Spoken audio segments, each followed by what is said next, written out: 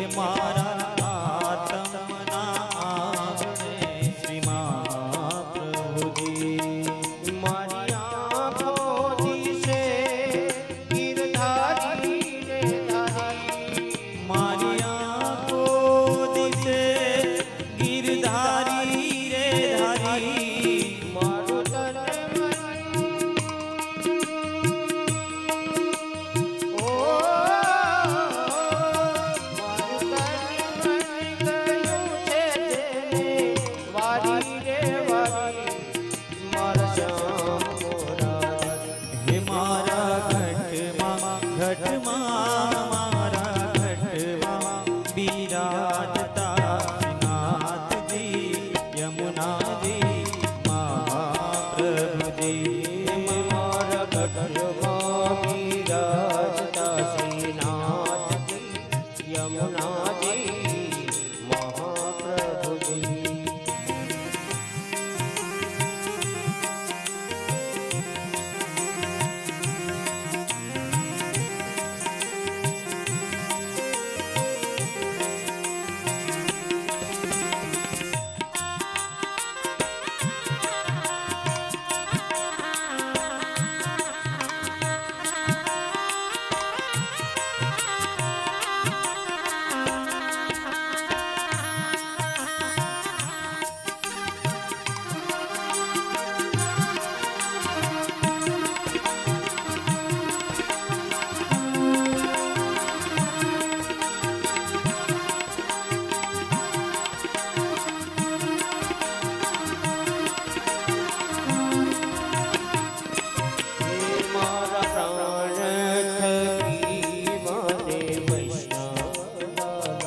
હે મારા પ્રાણ થકી મને વૈષ્ણવવાલા મારા પ્રાણ થકી મને વૈષ્ણવ હે મારા પ્રાણ થકી મને વૈષ્ણવવાલા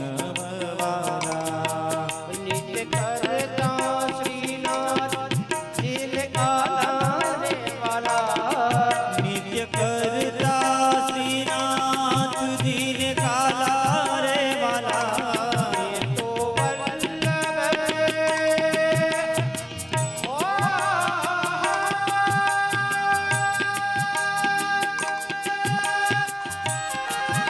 ઓ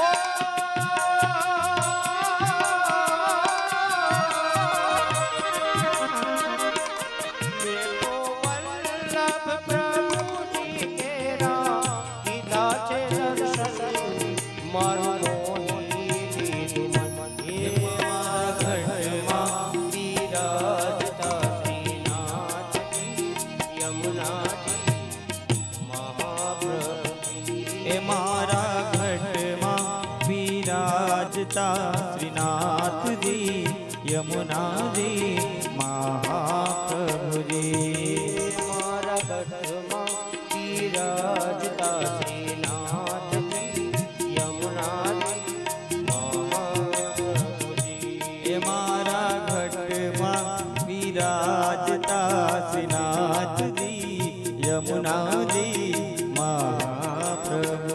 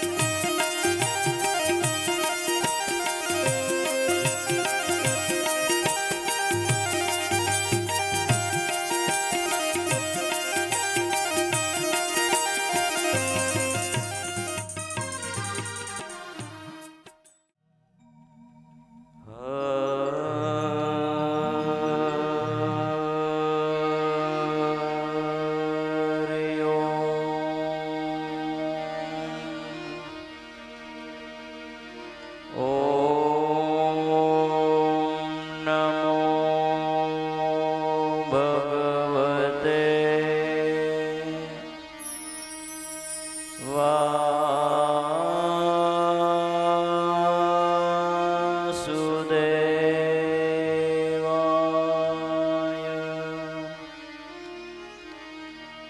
સ્વસ્તિ શ્રી ગણેશાય નમઃ. શ્રી પરમાત્મને નમઃ. શ્રી સરસ્વત્यै નમઃ. શ્રી ગુરુભ્યો નમઃ.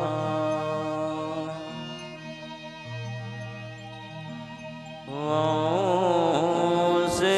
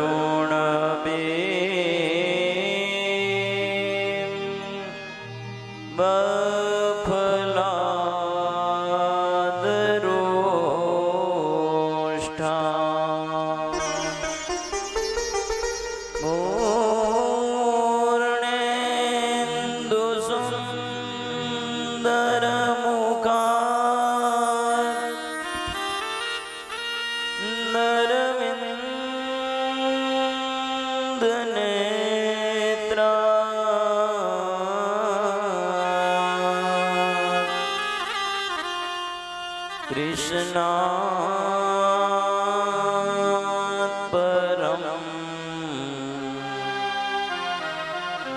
કિમા પેતા ત્વમહં ન જાને. કૃષ્ણાત ત્વદીય પદપં કજપંજરાંતે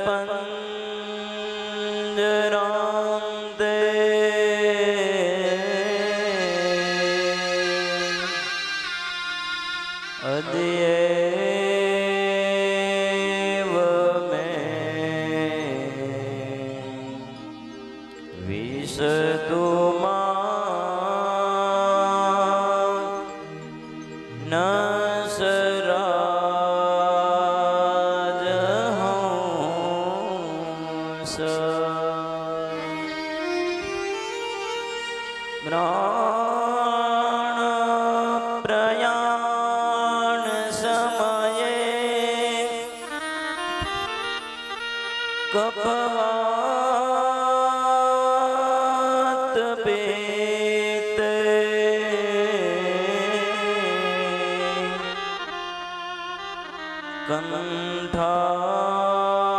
કંઠાવરો ધનવિદો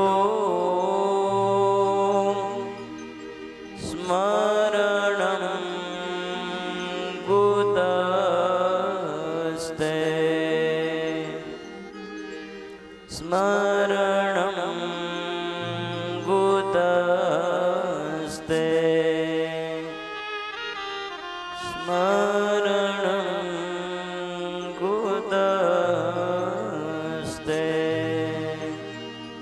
બોલો શ્રી ભાગવત ભગવાન કી જય. હરે રામ હરે રામ રામ રામ હરે હરે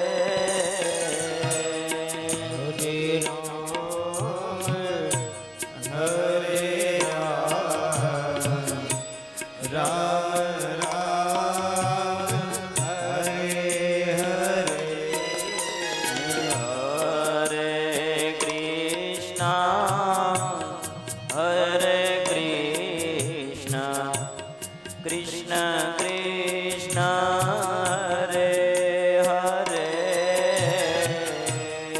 હરે કૃષ્ણ હરે કૃષ્ણ કૃષ્ણ કૃષ્ણ હરે હરે હરે રામ હરે રામ રામ રામ હરે હરે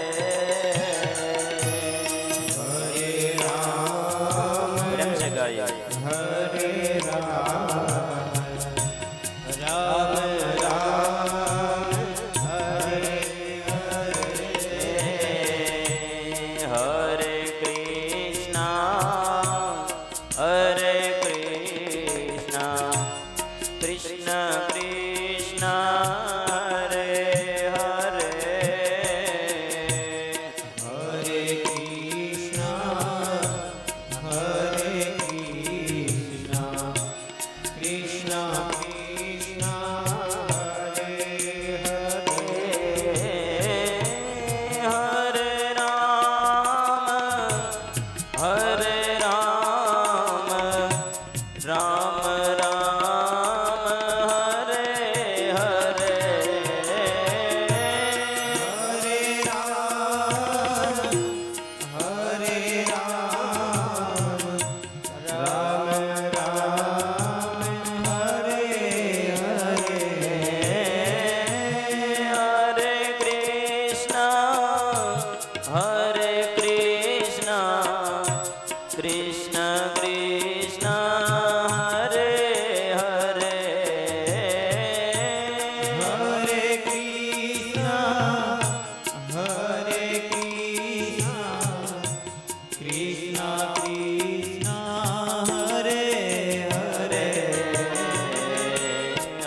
હરે રામ હરે રામ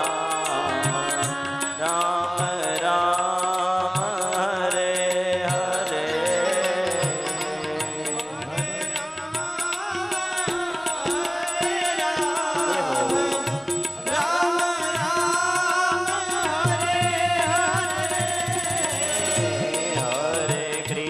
કૃષ્ણ હરે કૃષ્ણ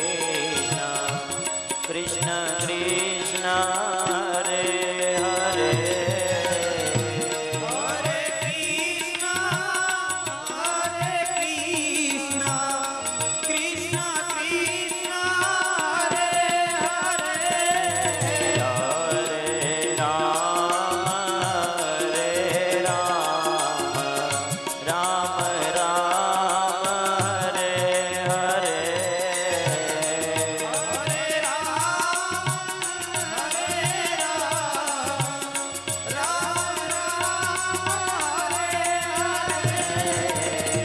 હરે કૃષ્ણ હરે કૃષ્ણ કૃષ્ણ કૃષ્ણ હરે હરે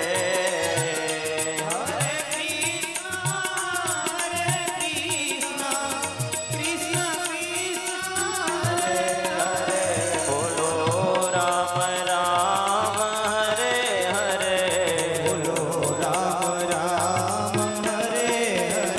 ગાઓ કૃષ્ણ કૃષ્ણ હરે હરે ભજો રામ રામ હરે હરે ગાઓ કૃષ્ણ કૃષ્ણ હરે હરે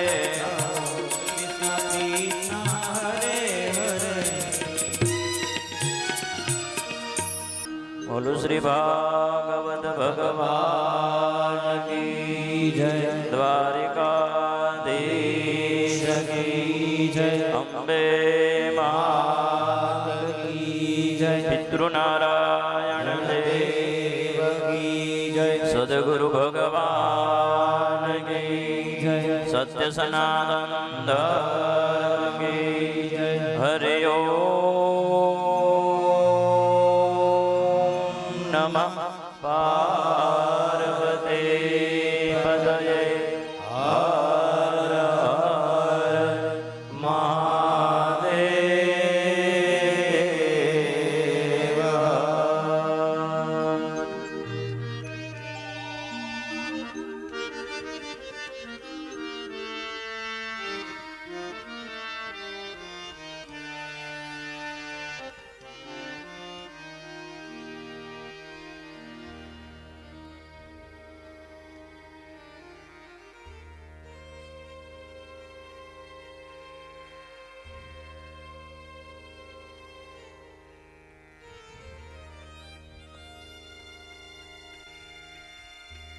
સ્થાપનની અંદર રહેલા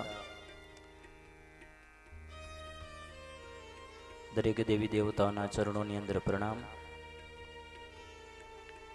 વ્યાસપીઠ ઉપર બિરાજમાન ભગવાનનું શબ્દ સ્વરૂપ સાકાર સ્વરૂપ એવા ભાગવતજીના ચરણોની અંદર પ્રણામ. પારાયણ કરનાર ભૂદેવશ્રીના ચરણોની અંદર વંદન.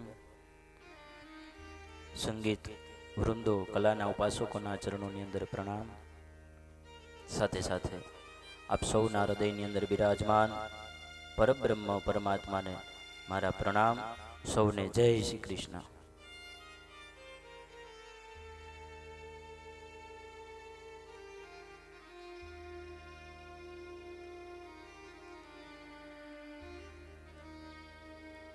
ભગવાન શ્રી હરિની કૃપાથી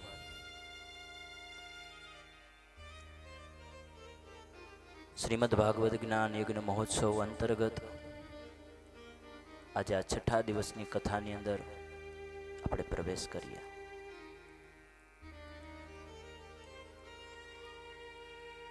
ભગવાનની બાળ લીલા અને ચરિત્રોના આપણે સૌએ કાલે દર્શન કર્યા. જે ભગવાનનું સર્વસ્વ મધુર છે,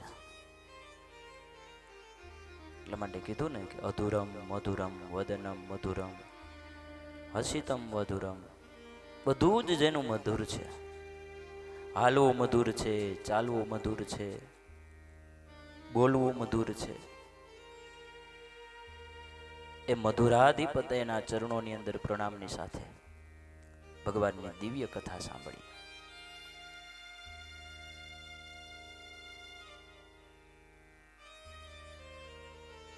ભગવાન જ્યારે આ ઓમની ઉપર આવે છે એ દિવસને ઉજવવામાં આવે છે, અને સંત જ્યારે આ ભૂમિ છોડીને જાય છે ત્યારે એ દિવસને ઉજવવામાં આવે છે. ભગવાનના અવતરણ દિવસને આપણે સૌ માંગલિક બનાવીએ છીએ, અને સંત જ્યારે આ પૃથ્વી છોડી ધરાધામ છોડી અને સ્વધામની અંદર જાય ત્યારે એ દિવસની આપણે ઉજવણી કરતા હોઈએ છીએ.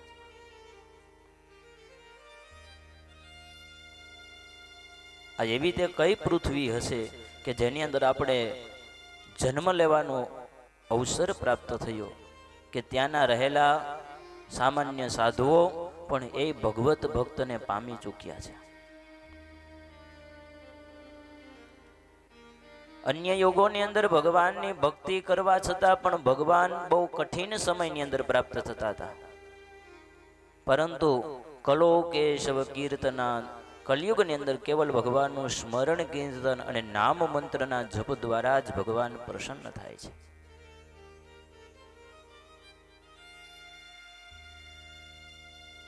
અમરેલીના સંત મૂળદાસ મને યાદ આવે.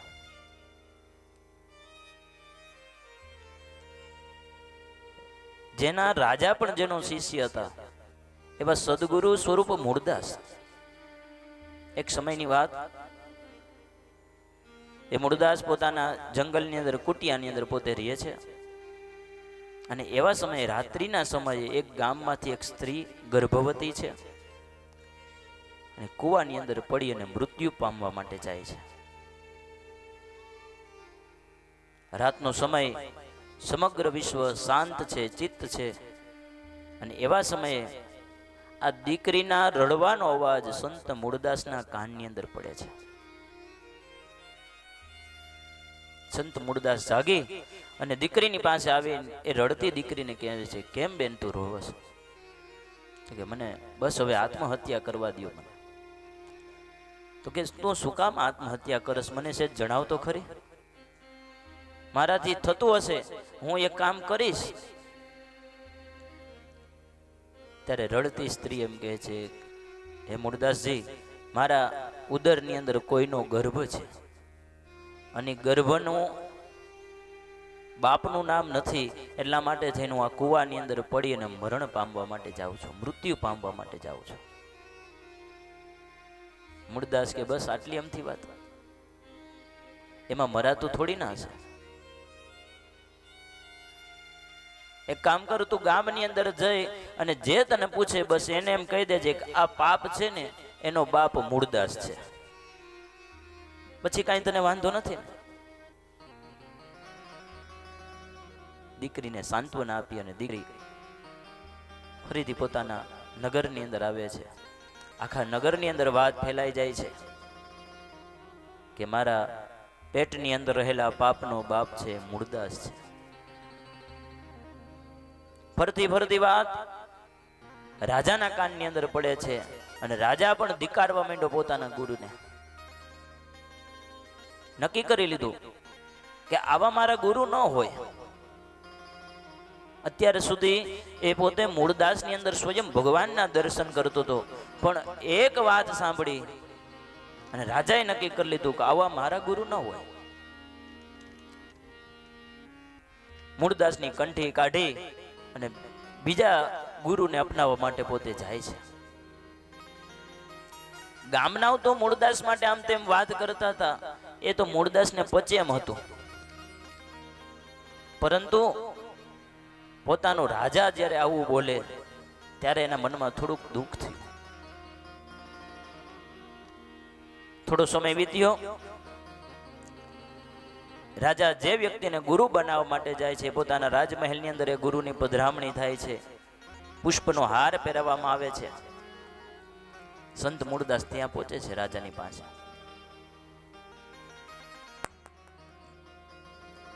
અને કહ્યું કે હે રાજા, આ નગરવાસીઓ કદાચ મને ન ઓળખી શકે, પણ તું તો મારો શિષ્ય હતો ને, તું પણ મને ઓળખી ન શક્યો. તું જે ગુરુ બનાવવા માંગસ, વાંધો નહીં, મારે ગુરુ બનવાની કોઈ એવી ઈચ્છા નથી તારા. પરંતુ જો તું જે નવો ગુરુ ધારણ કરવા માટે જાશો, જો એટલો સમર્થ હોય તો પોતાની જોડીમાંથી એક મરેલી મીંદડી કાઢી અને રાજાના ચરણોની પાસે મૂકીને એમ કહે છે કે તારા ગુરુને ક્યાં ને સજીવન કરે. આવનાર ગુરુ એક જ્ઞાની તો હતો, પરંતુ એની અંદર સિદ્ધિ વરી નહોતી. ભગવત પ્રાપ્તિ એના જીવનની નહોતી થઈ. એટલા માટે ગણતર ક્યારેક ક્યારેક અભ્યાસ છે, એના દ્વારા માણસને એક એવું અભિમાન આવતું હોય છે કે હું જ કંઈક જાણું છું, મને ભગવાનનું આટલું જ્ઞાન છે, ધર્મનું આટલું જ્ઞાન છે.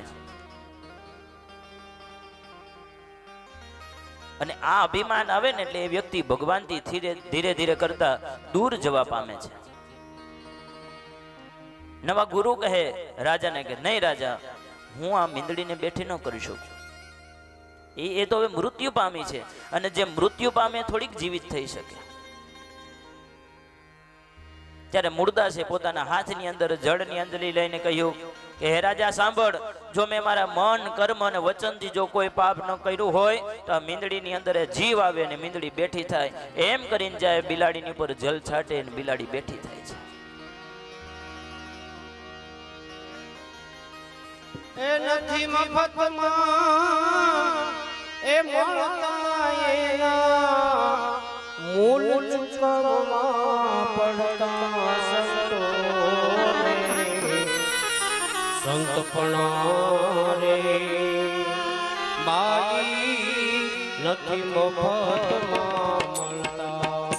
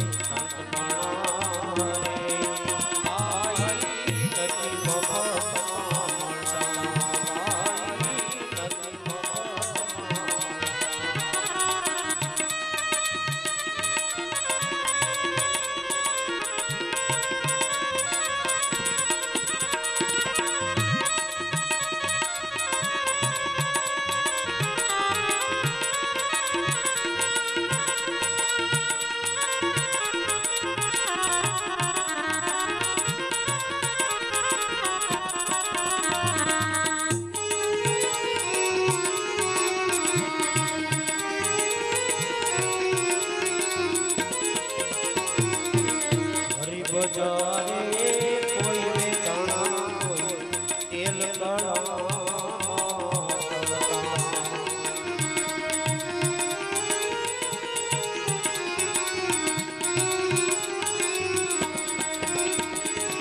પણ કાયા કાપી જઈ કાયા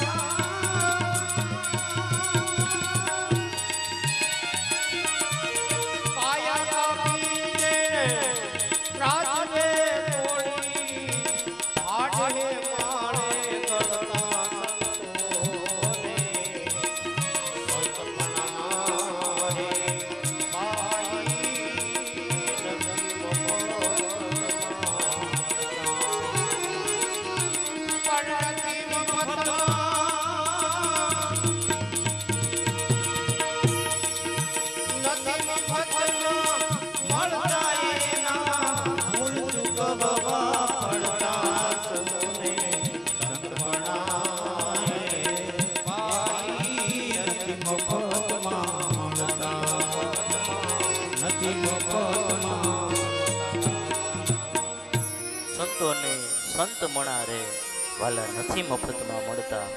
અને એના ઘણા ખરા મોલ ચૂકવે ને ત્યારે એને સંતને સંત પણ મળે. જે મૂળદાસના નામની સાથે પુષ્પની માળા લઈને એને રોજ પૂજા કરતા હતા, એક સમય એ જ ગામ એને જોડાનો હાર પહેરાવવા માટે જાય છે. અને ચમત્કાર બતાવીને જ્યારે બિલાડી બેઠી કરે ને ત્યારે એ જ ગામવાળા પાછો જોડાનો હાર ઉતારીને પાછા ફૂલનો હાર પહેરાવવા માટે જાય. આ જગત છે. ક્યારે તમને ઉપર બેસાડે, ક્યારે તમને નીચે બેસાડે, આ જગતની અંદર ભેદ આપણે સમજી શકતા નથી. રાજાએ ફરીથી મનની અંદર દ્રઢ વિશ્વાસ રાખી મૂળદાસને જ પોતાના ગુરુ રાખ્યા છે. જે દીકરી કૂવામાં પડીને મરવા જતી હતી એ દીકરીને બચાવી. અને એક સમય એવો આવ્યો કે દીકરીના વિવાહ કરે છે. અહીંયા વિવાહ સંપન્ન થયા, પૂર્ણ થયા, અને દીકરીને ડોલીમાં બેસાડી અને દીકરીની વિદાય થાય છે. ડોલીને સવે ખંભે લગાવી છે અને ધીરે ધીરે કરતા કરતા વિદાયના સમય પછી બાજુમાં જ્યાં પોતાનું સાસરું છે ત્યાં દીકરીને લઈ જાય છે. જાનૈયા સૌ ભેગા છે. અને અહીંયા મૂળદાસને એમ થયું કે હવે મારે સમાધિ લેવી છે. અહીં મૂળદાસની સમાધિ પાલખી તૈયાર થાય છે. અને આ બાજુથી મૂળદાસની સમાધિ પાલખી આવે છે અને આ બાજુથી દીકરીની વિદાયની ડોલી આવે છે. ગામના પાદરની અંદર એક સાથે બે વસ્તુ ભેગી થઈ ગઈ. ડોલીની અંદર દીકરી છે, પાલખીની અંદર સંત મૂળદાસ છે. અને આ દ્રશ્ય જોઈને જાનૈયાઓ મનમાં વિચાર કરવા લાગ્યા, ઓહો અપશુકન થયું. કેમ? તો કે આપણે આપણી વર વધુને લઈને અને આપણા ગામની અંદર જાય અને સામે સંતની કોઈની પાલખી મળી. અને આમ જોઈને મનમાં બહુ દુઃખી થાય છે. અને દીકરીથી મનમાં એવું બોલાય કે ઓહો આ સાધુને આજે જ મરવું હતું, કાલે જાત તો હું વાંધો હતો. અને આ શબ્દો સંત મૂળદાસના કાનમાં ગયા અને પાછો એ બાવળિયો બેઠો થઈ અને પાલખીમાંથી ઉતરી અને જે ડોલીની અંદર દીકરી બેઠી હતી દીકરીને જઈને કીધું કે હે દીકરી, તું જેમ તારા પિયુને મળવા માટે જાશો ને એમ હું મારા પિયુને મળવા માટે જાતો હતો. પરંતુ મારી પાલખીને જોઈ અને જો તને એમ થતું હોય કે અપશુકન છે, કાંઈ વાંધો નહીં દીકરી, તું તારા પિયુને આજે મળીએ, હું મારા પિયુને કાલે મળવા માટે જઈશ. આવા જે બાવલિયાઓ છે એ આપણી ભારત ધરતીની અંદર થાય છે. આ ભારત ભૂમિમાં જ શક્ય છે. એટલા માટે સંત જ્યારે આ પૃથ્વી છોડીને જાય છે ને એ દિવસને ઉજવવામાં આવે છે. એ મંગલકારી હોય છે. જે ભગવાનના ભક્તો થઈ ગયા એ કોઈને વેદ મંત્ર નહોતા આવડતા, પરંતુ ભગવાનના નામની અંદર એની એટલી બધી અડગ શ્રદ્ધા હતી. નામનો મહિમા શ્રેષ્ઠ છે. ભાગવતજીની અંદર ઘણી ખરી કથાઓ આપણે સાંભળી. નામ લેવાથી, ખાલી પોતાના દીકરાને બોલાવાથી, નારાયણ નારાયણના નામે અજામિલ એ ભગવાનના ધામમાં જાય છે. ગજેન્દ્રએ અંતકાળે કેવળ હરિનું નામ સ્મરણ કર્યું તો હરિ સ્વયં એને લેવા માટે આવે છે. એ ભાઈ નામનો મહિમા છે. આવા કઈક દાખલાઓ ભાગવતજીની અંદર બતાવ્યા કે ભગવાનના નામ સ્મરણનું શું ફળ હોય છે. ભગવાનનું નામ છે ને એ આપણા જીવનને શુદ્ધ બનાવે છે. નામનો મહિમા છે. એક સાધુ પોતાની કુટિયાની અંદર રહે છે. ખૂબ વિદ્વાન યશ કીર્તિવાન સાધુ છે. અને એક સમયે સાધુને બીજે ગામ પધરામણીની અંદર જવાનું થયું અને એવા જ સમયે ગામનો એક વ્યક્તિ આવી અને આશ્રમની અંદર આવીને કહ્યું કે નહીં બાવાજી નથી. કે સાધુના શિષ્યએ કીધું કે નહીં સ્વામીજી તો નથી, એ તો બાજુના ગામની અંદર પધરામણીમાં ગયા છે. બોલો ને તમારે જે કંઈ કામ હોય તો એને હું સંદેશો પહોંચાડી દઈશ. એટલે જે માણસ આવ્યો તો એ માણસે એમ કીધું બાપજી મારો દીકરો છે ને એ બીમાર છે, એને બહુ રોગ લાગ્યો છે, એની બીમારી દૂર થાય એવો તમે મને કંઈક ઉપાય આપો. શિષ્યએ કહ્યું કે હે ભાઈ તમે એક કામ કરો, કાગળની અંદર 3 વખત રામ રામ રામ લખી અને એનું જળ તમે તમારા દીકરાને પીવડાવી દો, તમારો દીકરો હાજો થઈ જશે. આશીર્વાદ લઈ અને ભાઈ પોતાના ઘરની અંદર જાય છે. અહીંયા શિષ્યના કહેવા પ્રમાણે 3 વખત રામ નામ લખી એમનું જળ પોતાના દીકરાને પીવડાવે છે. દીકરો હાજો થઈ જાય છે. અને બીજે દિવસે હસતા મોઢે પાછો એ આશ્રમની અંદર આવે છે. સ્વામીજી મળ્યા, સ્વામીજીને પ્રણામ કર્યા, સ્વામીજીને માંડીને વાત કરી કે ભાઈ આ જ રીતે હું કાલે તમારા આશ્રમની અંદર આવ્યો હતો, મારો દીકરો ખૂબ બીમાર હતો, તમે ન મળ્યા, પરંતુ તમારા શિષ્યએ કીધું એ રીતે 3 વખત મેં રામ નામનું જળ મારા દીકરાને પાયું અને મારો દીકરો હાજો થઈ ગયો છે. આવા સમાચાર જ્યાં એ સ્વામીજીએ સાંભળ્યા ને તો સ્વામીજીએ પોતાના શિષ્યને બોલાવીને બહુ ખીજાણા કે આ તે શું કર્યું?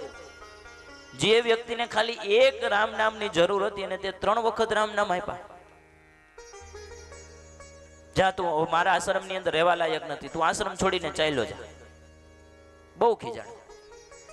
પેલો માણસ તો જોતો રહે છે કે ઓહો આની પાસે આટલી બધી શિષ્યની પાસે સિદ્ધિ છે, એમ છતાં પણ એને એમના ગુરુ ખીજાય છે. શિષ્ય 2 હાથ જોડીને ખૂબ ગરગરીને પ્રાર્થના કરે છે, હે ભગવાન, હે ગુરુદેવ, મને તમે ત્યાગો નહીં, તમે જે કાંઈ શિક્ષા આપશો એ હું સ્વીકારવા માટે તૈયાર છું.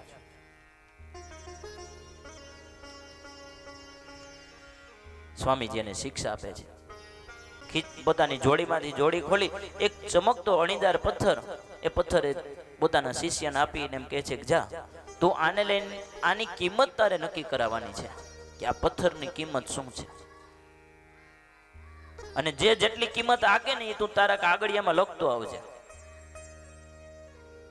શિષ્ય પથ્થર લઈને ગામની અંદર જાય તો ગામની અંદર તો સૌપ્રથમ શાક વેચવા વાળા બધા બેઠા હતા.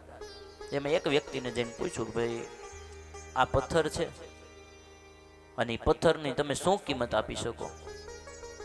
શાકવાળો પથ્થર સામું જોવે ને આમ તેમ બધી રીતે જોયું કે દેખાવમાં બહુ સારો પથ્થર છે, લાવીને મારે કંઈક શાક જોખવામાં ક્યાં કામ આવશે. કહ્યું કે જો તારે આ પથ્થરની કિંમત જાણવી હોય ને તો એ પથ્થરને બરોબર તું 5 શેર કે કિલો તું તારે જે કઈ આમાં શાક જોતું એ લઈ લે, આની કિંમત આટલી છે.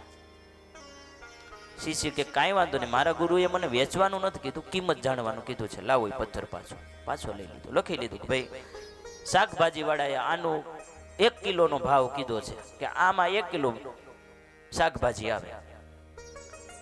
ત્યાંથી થોડેક આગળ જાય છે, એક શેઠજીની પેઢી છે, કરિયાણાની દુકાન, ત્યાં જઈને આ પથ્થર બતાવે છે કે શેઠજી આ પથ્થર છે, આ પથ્થરની કિંમત શું ગણાય?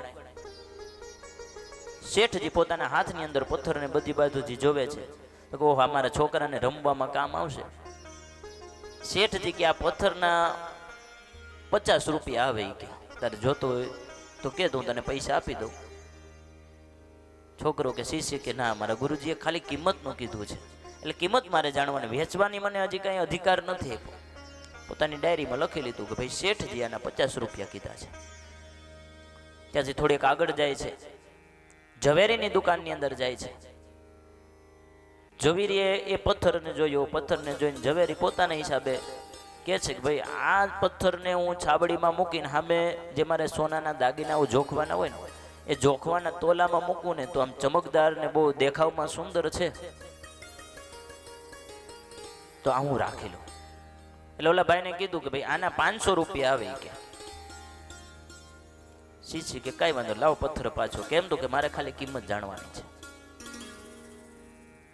ત્યાંથી થોડાક આગળ જાય છે, હીરા અને મોતીના જે વેપારીનો મોટો શેઠ હતો ત્યાં જઈને આ દીકરાએ પથ્થર આપ્યો. જો શેઠજી આ પથ્થરની શું કિંમત ગણાય? શેઠજી પથ્થર જોયો, હીરા મોતીના ઝવેરી હતો, કે આ પથ્થરના તો ભાઈ 2 લાખ રૂપિયા આવે, એનાથી વધારે હું તને ન આપી શકું, તારે જોતા હોય તો કે. શીશે કે નહીં, મારા ગુરુએ ખાલી આની કિંમત પૂછવા માટેની વાત કરી છે. ત્યાંથી પથ્થર લઈને પાછો આવી જાય છે. અહીંયા બધે ભાવ પૂછતો છેલ્લે એ રાજમહેલની અંદર જાય છે. રાજમહેલની અંદર રાજાને માંડીને વાત કરી, ભાઈ આ રીતે મારી પાસે એક પથ્થર છે અને પથ્થરની મારે કિંમત જાણવી છે, એની કિંમત શું? એટલે રાજાએ મોટા મોટા ઝવેરીઓને બોલાવ્યા, હીરાના અને સોનાના સોદાગરોને બોલાવ્યા અને કહ્યું કે ભાઈ જો આ પથ્થરની કિંમત શું ગણાય? ત્યાં પથ્થરની કિંમત આંકતા મોટા મોટા ઝવેરીએ એમ કીધું કે ભાઈ આ પથ્થર માટે છે ને તમે કદાચ રાજા તમે આખું તમારું રાજ્ય આપી દો ને તોય આ પથ્થરની કિંમત ગણાય નહીં, તો એ અમૂલ્ય છે, એ ચૂકવી ન શકાય. આટલો બધો મૂલ્યવાન આ પથ્થર છે. સાંભળજો, શાકભાજી વાળાએ શું કીધું હતું કે આમાંથી કિલો શાકભાજી આવે. કરિયાણા વાળાએ ભરી 100, 200, 500 રૂપિયા. રાજાના રાજમહેલમાં એ પથ્થર પહોંચ્યો તો ન્યાના ઝવેરે કીધું કે હે ઝવેર, રાજાને કહે છે કે હે રાજા, આ પથ્થર માટે થઈને કદાચ તમે તમારું આખું રાજપાટ ધન દોલત આપી દો ને તોય આની કિંમત આંકી શકાય નહીં, એટલો મૂલ્યવાન આ હીરો છે. રાજે કે શિષ્યને કે તું આ પથ્થર આપી દે, હું મારું તને રાજપાઠ બધું આપી દઉં. શિષ્ય કે નહીં રાજા, મારા ગુરુદેવ ભગવાને પથ્થર વેચવાનો મને અધિકાર નથી, ખાલી એની કિંમત જાણવાની. આમ કહી અને શિષ્ય પોતાના આશ્રમની અંદર આવીને ગુરુજીને વાત કરે છે, ગુરુજી આ બધાની પાસેથી મેં કિંમત જાણી અને આ બધાનું લિસ્ટ છે. શાકભાજી વાળા એને એની રીતની કિંમતમાં આપી, કરિયાણા વાળા એને એની રીતની કિંમતમાં આપી. રાજાએ તો ન્યા સુધી કહી દીધું છે કે આ પથ્થરના માટે થઈને તમારે આખું રાજપાટ જોતું હોય ને તો હું તમને આપી દેવા માટે તૈયાર છું, એક પથ્થર માટે. શિષ્ય ગુરુજીને સલાહ આપે છે તો આપી દેવાય, કે આખું રાજપાટ મળતું હોય તો આવું પથ્થર રખાય? ગુરુજી કે હું તને એ જ કહેવા માંગુ છું કે આની કિંમત જાણવા માટે મેં તને મોકલો, તો વેચવાનું મેં તને નથી કીધું. અને રાજપાટ આપતા છતાંય રાજા એમ કીધું ને કે હું આની કિંમત નથી ચૂકવી શકતો, તો કેટલો મૂલ્યવાન છે. એક કામ કર દીકરા, આજુબાજુમાં કઈ લોઢાની વસ્તુ તને દેખાય છે? તો કે હા, કે આપણે ત્યાં જે કોઈ યાત્રાળુ આવ્યા છે, કોઈ સાણસી ચીપિયા ને ચપ્પુ ને આવું બધું હારે લઈને આવ્યા છે, તમે કહેતા હોય તો લઈ આવું. ગુરુજી કે હા વાંધો નહીં, લેતો એમ. અને એમાંથી એક લોખંડનો ટુકડો લઈ આવી અને ગુરુજીને આપ્યું કે ભાઈ લ્યો આ ગુરુજી આ લોખંડનો ટુકડો છે. અને ગુરુજીએ પથ્થરને જ્યાં લોખંડને સ્પર્શ કરાવ્યો ત્યાં લોખંડ સોનાનું બની જાય છે. પોતાના દીકરાને કે આને સમજશો? આનું નામ દીકરા પારસમણી છે. જેટલા લોઢાના સ્વરૂપોને તો આ પારસમણીનો સ્પર્શ કરાવ્યું ને તો એ બધું સોનું બની જાય. આની કિંમત આંકી શકાય? તો કે ન આંકી શકાય. જો આ જળ વસ્તુ છે અને જળ વસ્તુનો આટલો બધો ભાવ હોય તો ભગવાનનું નામ તો એ ચેતન સ્વરૂપ છે, તો એનો નામનો શું મહિમા હોવો જોઈએ? जप ले हरि का नाम मनवा, जप ले हरि का नाम, जप ले हरि का नाम मनवा, जप ले हरि का नाम,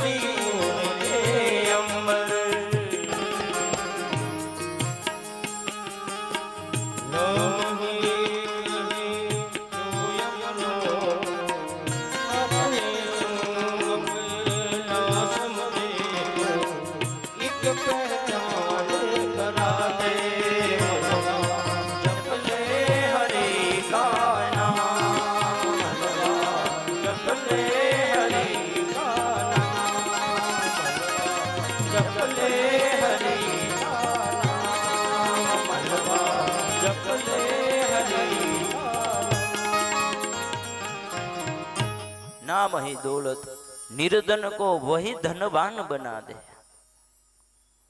આટલું બધું નામનું મહત્વ છે. અહીંયા સદગુરુ ભગવાને વાર્તાનો બોધ એવો આપે છે, દીકરા મેં જો તને આ વેચવાની જો આજ્ઞા આપી દીધી હોત ને તો તું આ શાક બકાલા વાળાને વેચી ના હોત. ઠેઠ તારે ઝવેરી રાજા સુધી પહોંચવાનું હતું, ત્યાં સુધી તું પહોંચી જ ન શકત.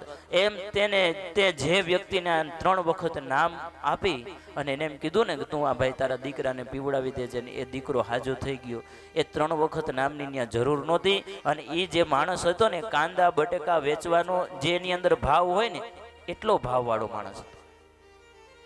એ ભગવાનના નામનું મૂલ્ય ન પારખી શકે, આકી નહોતો શકે એમ. એને તે 3 વખત ભગવાનનું નામ આપ્યું. જેમ પારસમણી અજાણ વ્યક્તિની પાસે જાય તો એને એનું કોઈ મૂલ્ય સમજી જ નથી શકવાનો, એમ જો સામાન્ય વ્યક્તિના કાનની અંદર કેવલ ભગવાનનું નામ પડે તો ક્યાં સુધી હોય? તો કે જ્યાં સુધી પોતાના જીવનમાં દુઃખ છે ત્યાં સુધી હોય.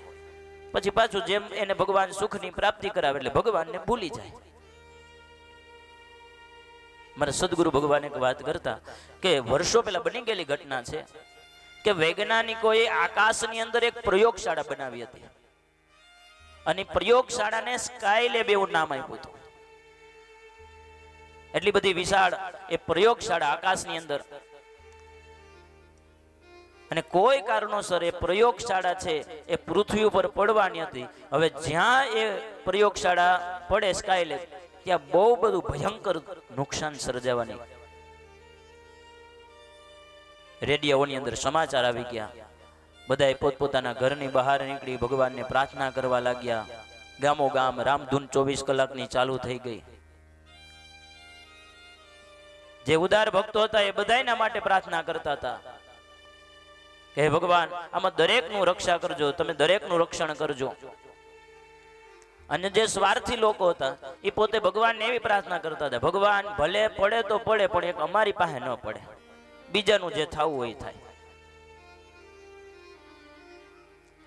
ખૂબ હૃદયના નાદથી ભગવાનનું નામ કીર્તન સ્મરણ થવા લાગ્યું. જોત જોતાની અંદર 1 2 દી 5 દિવસ પસાર થયા. વળી રેડિયાની અંદર સમાચાર આવે છે કે ભાઈ હવે ચિંતા કરવાની કોઈ જરૂર નથી. જે પ્રયોગશાળા સ્કાયલેબ છે પૃથ્વી ઉપર પડવાની હતી એ પડી ગઈ છે. ક્યાં? તો કે સમુદ્રમાં પડી છે. એટલે જે કાંઈ નુકસાન થવાનું હતું એ નુકસાનમાંથી આપણે બચી ગયા છે. જેવા રેડિયા ઉપર આ સમાચાર આવ્યા ને એટલે જે ભગવાનના મંદિરે બેઠા બેઠા રામધૂન કરતા હતા ને બધા ભગવાનને થેન્ક યુ કહીને પોતપોતાના ઘરે.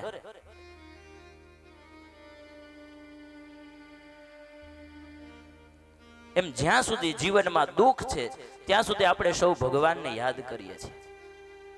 અને એ જ જીવનમાં જ્યારે સુખ આવે ત્યારે પાછા અભિમાન આવે કે હો આ તો મેં મારા જાત મહેનતે ઊભું કરેલું છે, આ મારા દ્વારા થયું છે. પરંતુ એમાં કંઈક ભગવાનની કૃપા હોય ત્યારે જ આપને પ્રાપ્ત થાય છે. માટે ભગવાનનું નામ છે એ આટલું બધું મૂલ્યવાન છે. આપણા ભારત દેશની અંદર જે સાધુ સંતો થઈ ગયા એ કેવલ ભગવાનનું નામ જપ કરીને જ ને. એ કોઈ વેદ મંત્ર પુરાણ કે આવું કોઈ જાણતા નહોતા. એમ છતાં એને સાક્ષાત પ્રભુના દર્શન કર્યા. નરસિંહ મહેતાની કથાઓની અંદર એવો ઉલ્લેખ છે કે સ્વયં ભગવાનને પોતે પોતાના વૈકુંઠ ધામની અંદર લઈ જઈ અને જે રાસલીલાના દર્શન છે સદેહ એને ભગવાનના રાસલીલાના દર્શન કર્યા હતા. કેવલ નામ સ્મરણથી, ભગવાનના નામ જપથી. એટલે કળિયુગની અંદર જો જીવનની અંદર સુખી થવું હોય તો કેવલ ભગવાનનું નામ છે એ જ આધાર રૂપ છે. અને જો ભગવાનથી દૂર થઈએ તો આ સંસાર સાગરને પાર કરવાની આપણી અંદર કોઈ એવી શક્તિ નથી. મોટું વહાણ હોય અને વહાણની ધજાની ઉપર બેઠેલી ચકલી એ ધીરે ધીરે કરતા કરતા વહાણ મધદરિયે જાય અને મધદરિયે જઈને ચકલીને એવું અભિમાન આવે કે લાવને હવે મારે તો પાખું ભગવાને મને આપી છે, હું મંડું ઉડવા અને આ સંસાર સાગરને પાર કરી જાઉં. મંડે ઉડવા તો કેટલું ઉડી શકે? એ કાંઈ સાગરને પાર કરી શકે એટલી બધી તેનામાં શક્તિ નથી. અને એ ઉડતા ઉડતા અધ વચ્ચે પડી અને પોતે મૃત્યુ પામે. પરંતુ એ જ ચકલી વહાણની ધજાની દાંડી ઉપર બેઠી રહીએ, થોડીક વાર આજુબાજુમાં ઉડીને પાછી આવીને વહાણની ધજા ઉપર બેસી જાય. આમ ધીરે ધીરે કરતા 1 દિવસે 5 દિવસે 15 દિવસે વહાણ જ્યારે કિનારે પહોંચે એટલે ચકલી પણ પહોંચી જાય ને. બસ એ જ રીતે ચકલી એ તમે ને હું છે. ભગવાનનું નામ છે એ વહાણ રૂપ છે. જો વહાણનો આ ભગવાનના નામનો આપણે ત્યાગ કરી અને આપણે આપણી જાતે મનસું ઉડવા તો આ ભવસાગરને પાર નહીં કરી શકીવાના. સમાચારમાં રોજ જોઈને કે આને આ રીતે સુસાઇડ કરી લીધું, આને આ રીતે આપઘાત કરી લીધા. કેમ? તો કે ભગવાનથી દૂર થયો. માટે ભગવાનનું નામ છે એ પારસમણી સમાન છે. અને એ નામ માટે થઈને તમે જોતા હશો દરેક દેવતાઓ પણ ભગવાનની કથા સાંભળવા માટે લાલાયિત છે. શરૂઆતની મહાત્મ્યની કથાની અંદર એવું છે કે જ્યારે પરીક્ષિત રાજા સુખદેવજીની પાસે કથા સાંભળવા માટે બેસે છે અને અહીંથી સુખદેવજી મહારાજના મુખમાંથી કથા ગંગાનો પ્રવાહ થવાની શરૂઆત. અને એવા જ સમયે આકાશમાંથી ઇન્દ્રાદી દેવતાઓ હાથની અંદર અમૃત લઈને આવે છે અને કહે છે કે સુખદેવજી મહારાજ થોડી વાર ઉભા રહ્યો. કેમ? તો કે અમારા હાથની અંદર છે ને એ અમૃત છે. મૂળ તો રાજાને અમર થવું છે ને, તો આ અમૃત પી લે એટલે અમર થઈ જશે. સુખદેવજી મહારાજ કે વાંધો નહીં, એ રાજાને તમે અમૃત પાઈ દો અને એ અમર થઈ જાય, પણ એના બદલામાં તમારે શું જોઈએ છે? દેવતાઓ કે તમે જે કથા સુખદેવજી મહારાજને કહે છે કે પરીક્ષિતને સંભળાવવાના છો ને એ અમને પર્સનલમાં સંભળાવો. સુખદેવજી મહારાજ રાજા પરીક્ષિતને કહે છે કે હે રાજા, દેવતાઓ જે અમૃત લઈ આવ્યા છે એનાથી તું અમર તો થઈશ પણ અભય નહીં થાય, અને મારા કથામૃતથી તું અભય થઈશ. હવે તારે વિચારવાનું એ છે કે તારે અમર થવું છે કે અભય થવું છે, એ તારા હાથની વાત છે, એમાં હું તને નહીં રોકું. અને ક્ષણવારનો પણ વિચાર કર્યા વગર રાજા પરીક્ષિતે કીધું કે હે રાજા, હે સદગુરુ ભગવાન, મારે અમર ન થવું, અભય થવું છે. મારે દીર્ઘજીવી નથી થવું, દિવ્ય જીવી થવું છે. એવા અમૃતની જગ્યાએ પણ જેનું વધારે મહત્વ છે એ ભગવાનના નામનું મહત્વ છે. આજે આપણી કથાની અંદર સુરતની અંદર કર્મકાંડ અને જ્યોતિષ જગતની અંદર જેનું સારું એવું નામ છે એવા અમારા ભૂદેવ શ્રી નરેન્દ્રભાઈ ત્રિવેદી પધાર્યા છે, સાથે સાથે અશોકભાઈ પધાર્યા છે. તો એમનું આ પરિવાર વતી વ્યાસપીઠ પરથી હાર્દિક સ્વાગત કરવામાં આવે છે. માટે ભગવાનના નામનું મહત્વ બતાવ્યું છે અને નામ દ્વારા જ છે એ ભગવાનના ધામની પ્રાપ્તિ કરી શકાય છે. ભાગવતજીની કથાની અંદર કાલે આપણે જોયું વર્ષા ઋતુનું જે કાંઈ વર્ણન છે એ વર્ણન આપણે શ્રવણ કર્યું અને સૌપ્રથમ ભગવાન કાન્હાએ વૃંદાવનની અંદર પહેલી વખત વેણુનાદ વગાડી અને એના દ્વારા જે સ્વર ઉત્પન્ન થયો એને સૌપ્રથમ હોય તો એને વેણુ ગીત કીધું છે. ભાગવતજીની અંદર ઘણા ખરા ગીતો છે, વેણુ ગીત છે, ગોપી ગીત છે, મહિષી ગીત છે, એમ આને વેણુ ગીત કહેવામાં આવ્યું છે. એ વેણુ ગીતની અંદર ગોપીઓ એમ કહે છે કે હે વેણુ, તે એવા તે શું પુણ્ય કર્યા છે કે આજે તું અમારા કરતા પણ ભગવાનના મુખ સુધી પહોંચી. સજીવ વસ્તુ નિર્જીવ વસ્તુને કહે છે. ત્યારે વાસળી નિર્જીવ હોવા છતાં એની અંદર વાણી ઉત્પન્ન થઈને કહે છે કે હે ગોપીઓ, મેં મારા અંગો અંગને ખુલ્લા મૂકી દીધા ને, મેં મારું જીવન છે એ ખુલ્લું મૂકી દીધું છે, એટલા માટે હું ભગવાનના અદ્રોષ્ટ સુધી ધારણ થઈ છું. અને તમારું જીવનની અંદર હજી ક્યાંક ને ક્યાંક મોહ છુપાયેલો છે, ક્યાંક તૃષ્ણાઓ છુપાયેલી છે, એટલા માટે તમે હજી આટલા ભગવાનથી દૂર છો.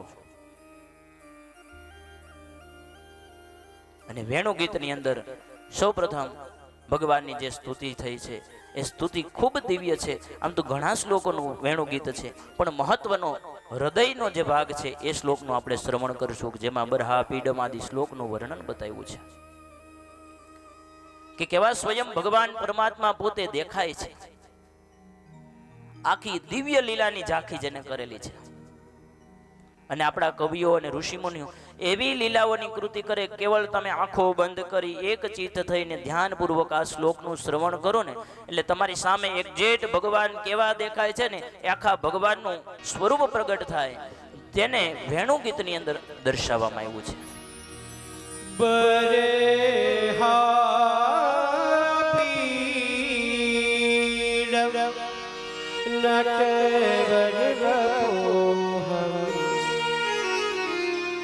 करने जो करनी का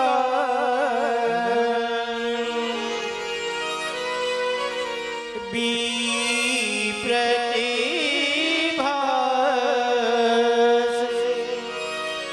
कनक कपीशम वैजयंती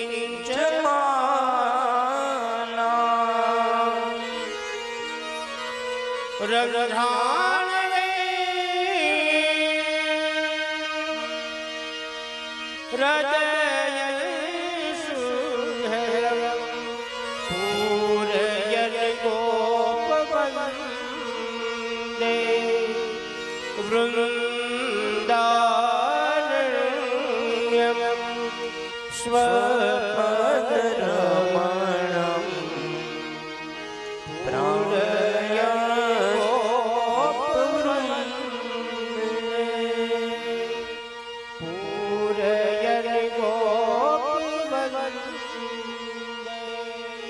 શું કહ્યું છે શ્લોકની અંદર? બરહા પીડમ નટવર વપુ.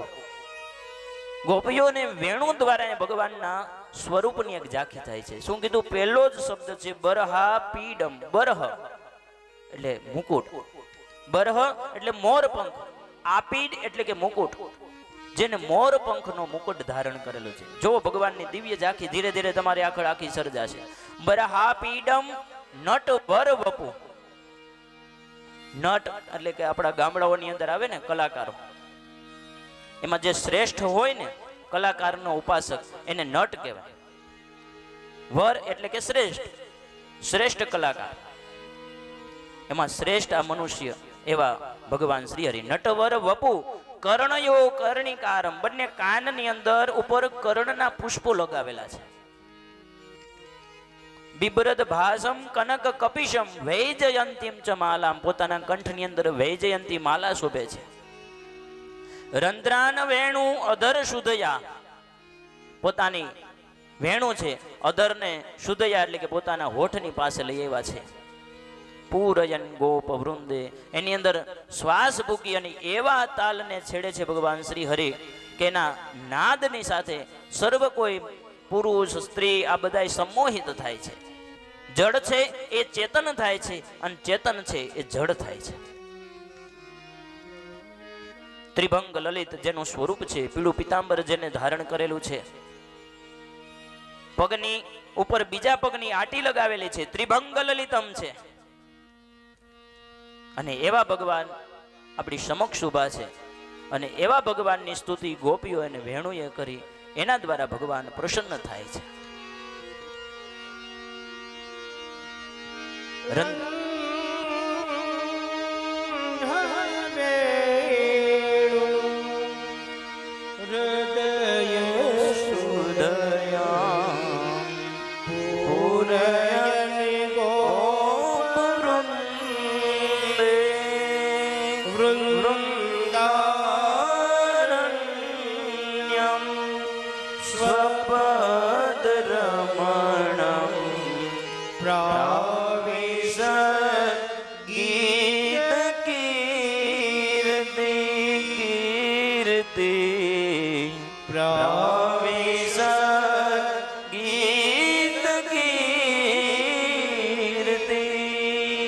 વૃંદારણ્યમ સ્વપદ રમણમ. ખુલ્લા પગે આપણે આગળની કથામાં જોયા ને કે 11 વર્ષ અને 52 દિવસ સુધી ભગવાને પોતાના પગની અંદર પગરખા નથી પહેર્યા. આવા વૃંદાવનની અંદર ઉગાડા પગે પોતે ચાલે છે. એટલા માટે વૃંદાવનની માટી એ માટી નહીં, સ્વયં પરમાત્મા પોતે છે. એટલા માટે એ રમણ રેતીની અંદર આપણે સૌ આડોટીએ છીએ. આ શરીરને ભગવદ રૂપને રંગવા માટે થઈને આવી બધી લીલાઓ બતાવી છે. વેણુગીત કઈ સંભળાવી અને અહીંયા ભાગવતજીની અંદર એવું કહેવામાં આવ્યું છે કે એક સમયે નંદ બાબાએ એકાદશીનું વ્રત કર્યું અને એકાદશીના વ્રતના દિવસે હજી સવાર પડી નથી, મધરાત્રિએ નંદ બાબાને એમ થયું કે સવાર પડી ગઈ છે ને આજે એકાદશી છે, એટલે પોતે યમુનાજીની અંદર સ્નાન કરવા માટે જાય. હજી સવાર નથી, કારણ કે રાત્રે 12 થી સવારના 3 વાગ્યાનો સમય છે એ રાત્રિ નિશાત કાળ બતાય છે. એ નિશિત કાળની અંદર જળની અંદર જળાશયની અંદર પ્રવેશ ન કરવો જોઈએ, અને જો એમાં પ્રવેશ કરવામાં આવે તો વરુણ દેવનો અપરાધ થાય. અહીં નંદ બાબાને ખબર નથી અને સવારની વહેલી સવારની અંદર હજી નિશિત કાળ પૂર્ણ નથી થયો અને સૂર્ય ઉદિત નથી થયો. આવે આ સમયની અંદર યમુનાજીની અંદર સ્નાન કરવા માટે જાય અને વરુણના દૂતો આવી અને નંદરાયજીને અહીંથી લઈ જાય છે.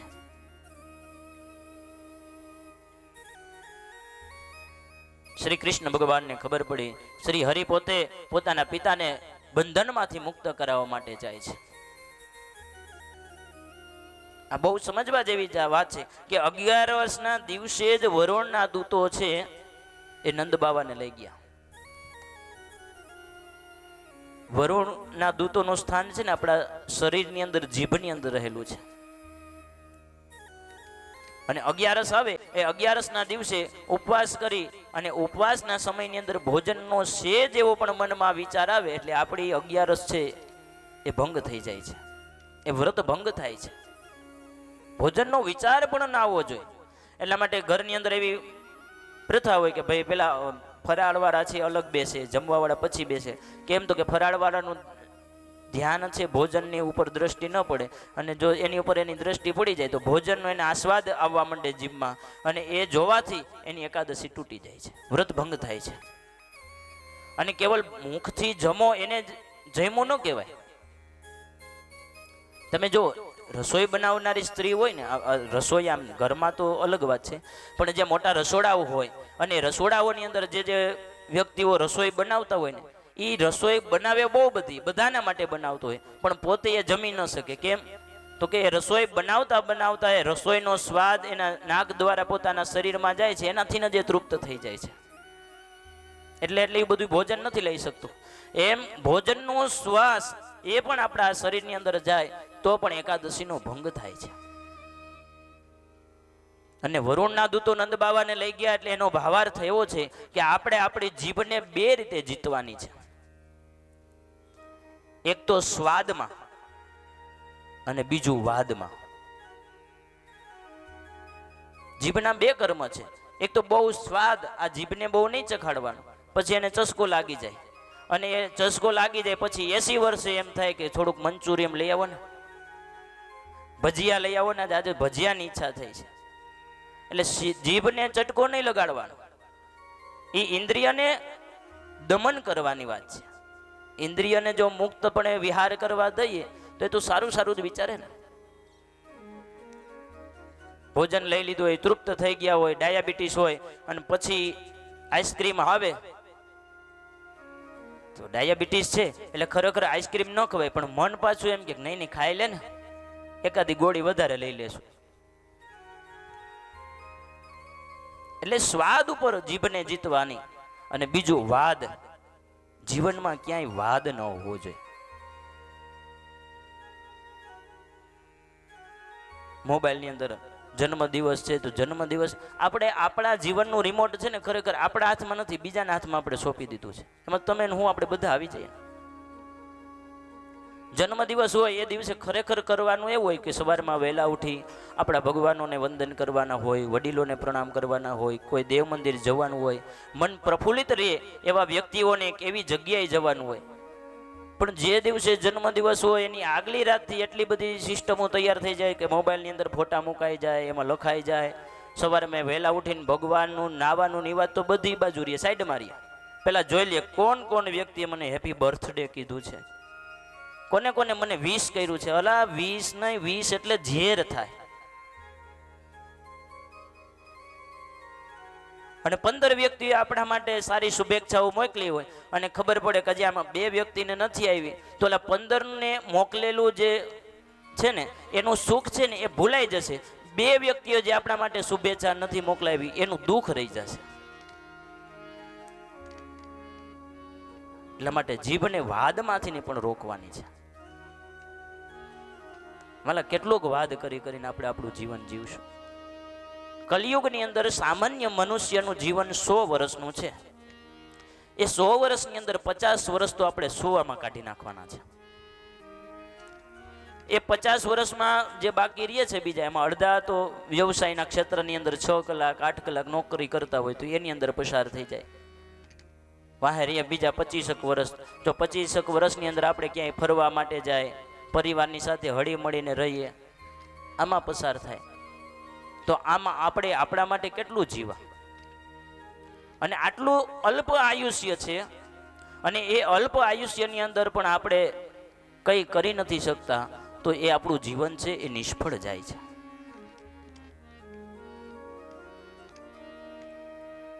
હેમાદ્રીની કથાની અંદર અમે કહેતા હતા, આ રીતે બધું સમજાવતો હતો. અને મેં યજમાનને સામે ઘણા બધા પરિવારના બેઠા હતા. મેં કીધું ભાઈ તમને કોઈને ખબર છે કે ભગવાને અહીંયા આપને હું કામે મનુષ્ય બનાવ્યા, હું કામે આપણે અહીં ધક્કો ખાધો છે? તેમાંથી એક ભાઈ કે હેરાન થવા કે, એટલે ભગવાને વાલા હેરાન થવા નથી મોકલા, આપણે હાય છે હેરાન થઈએ છીએ. કોકનું ટીવી જોઈને આપણે એવડું ટીવી લેવું છે, કોકના સોફા જોઈને આપણે આવડા સોફા લેવા છે. ઘરની અંદર ટીવી સેટ કરે, સોફા સેટ કરે, ગાડીનો સેટ કરે, ડિનર સેટ કરે, આ બધું સેટ કરે. સેટ કરતા કરતા પોતે અપસેટ થઈ જાય. આ આપણી જિંદગી.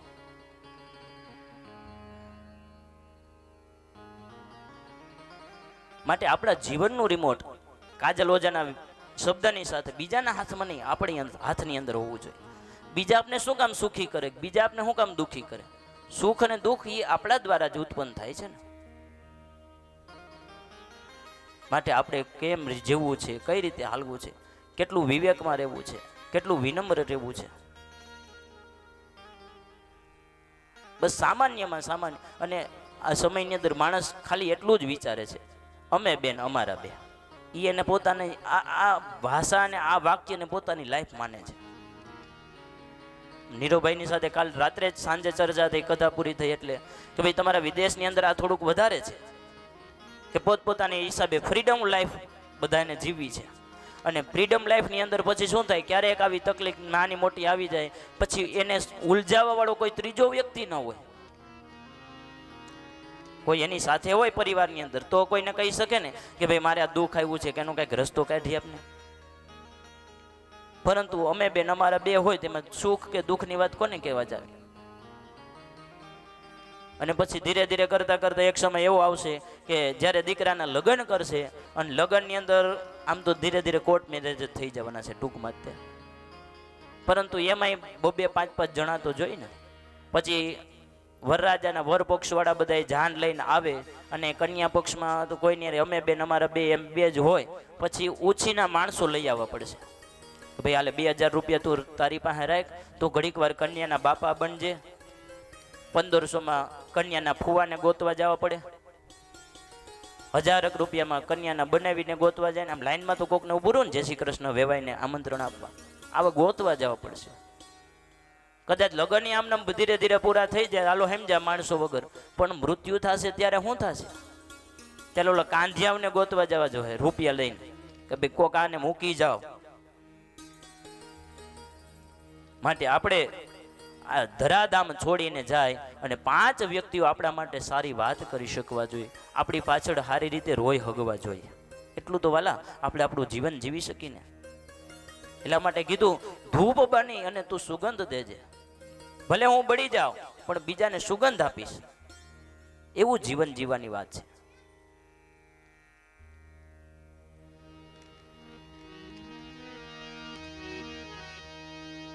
બળવું ભલે પણ બાળું નહીં કોઈને. બળવું ભલે પણ બાળું નહીં કોઈ. જગ જનની માં એ જગદંબા, માત ભવાની માત ભવાની માત ભવાની શરણે એ જગજનની માં એ જગદંબા, એ જગજનની માં એ જગદંબા.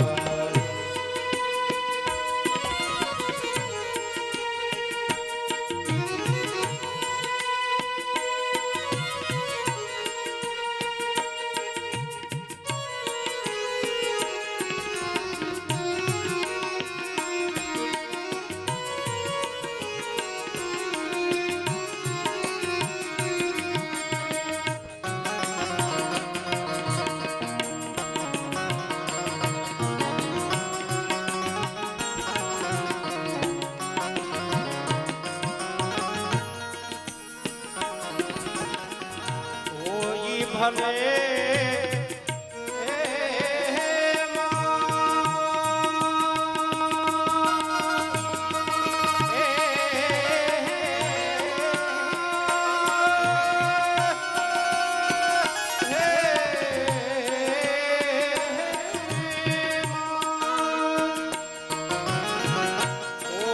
ભલે દુઃખ મેરું શરીર ખા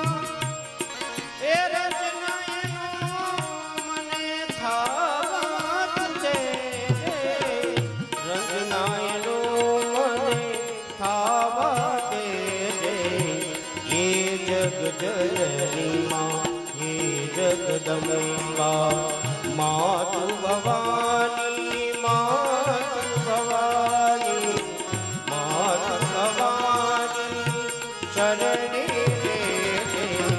હે જગજનની માં હે જગદંબા, હે જગજનની માં હે જગદંબા.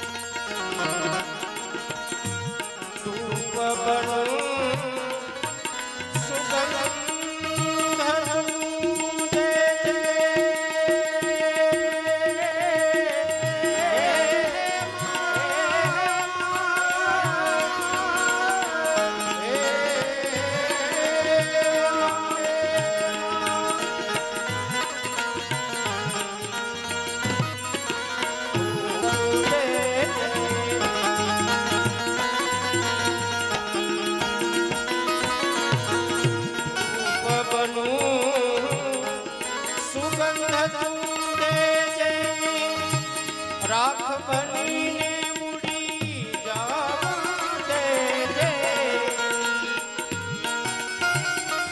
એ બનવું ભલે પણ પાલું નહીં કોઈને એ બનવું ભલે પણ પાલું નહીં કોઈને રાખ બની ઉડી રાખ બની રાખ બની ઉડી જાવા દે એ જગજનની માં હે જગદંબા માત ભવાની શરણે દેજે એ જગજનની માં હે જગદંબા હે જગજનની માં હે જગદંબા હે જગજનની માં હે જગદંબા. આવું નંદ બાબાએ એકાદશીનું વ્રત કર્યું અને ભગવાન ઠાકોરજી પોતાના પિતાને નંદ બાબાને છે એ વરુણના પાસમાંથી એને મુક્ત કરે છે. એકાદશીના વ્રત દ્વારા ભગવાનના દિવ્ય ધામની પોતે દર્શનની ઝાંખી થાય છે. કારણ કે જ્યારે ભગવાન કૃષ્ણ છે એ વરુણના પાસમાંથી પોતાના પિતાજીને મુક્ત કરવા માટે જાય ત્યારે વરુણ પણ ભગવાનને નથી ઓળખી શકતો. એટલા માટે પોતાના ચતુર્ભુજ સ્વરૂપનું દર્શન વરુણને કરાવ્યું અને વરુણે જ્યારે ભગવાનને વંદન કરે છે એવા સમય નંદ બાબાએ પણ જોયું કે આ મારો દીકરો એ મારો દીકરો નહીં, સ્વયં અખિલ બ્રહ્માંડના નાયક પોતે છે. એને પણ ભગવાનના દિવ્ય દર્શનની ઝાંખીની પ્રાપ્તિ થઈ. ફરી વરુણ લોકમાંથી નંદ બાબાને પાછા લઈ આવે છે. ફરી એના જીવની અંદર મોહનું માયાનું આવરણ નાખે છે જેથી કરી પિતાનો પ્રેમ એને પ્રાપ્ત થાય.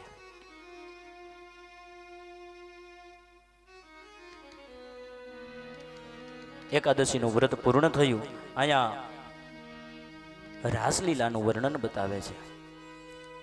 ત્યારે જ્યારે ભગવાન ઠાકોર વૃંદાવન વિહારી બને છે ત્યારે ગાયોને ચરાવતા સમયે પોતે પોતાના ત્રિભંગ લલિતમ રૂપની અંદર બિરાજમાન થઈ અને વેણુના નાદ કરે છે. એના દ્વારા દરેકને મંત્રમુગ્ધ કરે છે, દરેકને મોહિત કરે છે. વેણુ નાદ કર્યો, દરેક ગોપીઓ આવે છે વેણુને નાદ સાંભળતાની સાથે અને ગોપીઓને કહે છે ભગવાન કૃષ્ણ કે હો ગોપીઓ, હું તમને આમંત્રણ આપું છું કે જ્યારે શરદ પૂનમની રાત હોય ત્યારે તમારે વેણુનો નાદ સાંભળી અને તમારે બધાએ આવવાનું છે અને અહીંયા આપણે રાસલીલા કરીશું. સમય પસાર થવા લાગ્યો. શરદ પૂનમની રાત આવે છે. રાતના સમયે પૂર્ણ આકાશની અંદર ચંદ્રમા ખીલી ઉઠ્યો છે અને ચંદ્રના પ્રકાશ દ્વારા આખી પૃથ્વીની અંદર પ્રકાશનું વાતાવરણ છવાયું છે. અને ભગવાન કાનો ઠાકોરજી સ્વયં પોતે એ વૃંદાવનના વનની અંદર જઈ અને વેણુનો નાદ કરે છે અને વેણુનાદની અંદર ક્લીમ બીજ મંત્રના શ્વાસને ફૂકે છે જેના દ્વારા આખું જગત છે મોહિત થાય છે. વેણુનો નાદ સાંભળતા કોઈ ગોપીઓ પોતાની પતિની સેવા કરતી એ પતિની સેવા મૂકી અને પોતે કાનાની પાસે જાય છે. કોઈ ગોપી ગાયોનું દૂધ દોહન કરતી હતી એ ગાયોને એમને છોડી દૂધને રહેવા દે અને પોતે કૃષ્ણની પાસે જાય છે. કોઈ ગોપીઓ પોતાની સાસુની સેવા કરતી હતી એને ત્યાં ને ત્યાં મૂકીને જાય છે. એવું કીધું કોઈ ગોપીઓ ઘરેણા પોતે શ્રૃંગાર સજતી હતી અને જ્યાં વેણુનો નાદ કાનની અંદર સંભળાયો તો ગળાના હાર છે પગમાં પહેર્યા, પગના ઝાંઝર ગળામાં પહેરી અને પોતે જાય છે. દરેક ગોપીઓ પોતપોતાનું ભાન ભૂલી અને કૃષ્ણની પાસે આવે છે. જેવો વાંસળીનો નાદ સંભળાણો દરેક ગોપીઓ ત્યાં વનની અંદર ભેગી થઈ છે. કૃષ્ણ ભગવાન કહે છે કે હે ગોપીઓ, તમે શું કામે અહીંયા આવી છો? રાત્રિની અંદર ગોપીઓએ ક્યારેય કોઈ સ્ત્રીઓએ એકલું ક્યાંય ન જવું જોઈએ અને તમે અહીંયા આવ્યો છો. દરેક ગોપીઓ કહે છે કે હે કાના, એક તો તું જ અમને આમંત્રણ આપો છે અને અત્યારે તું જ પૂછસ કેમ આવ્યો?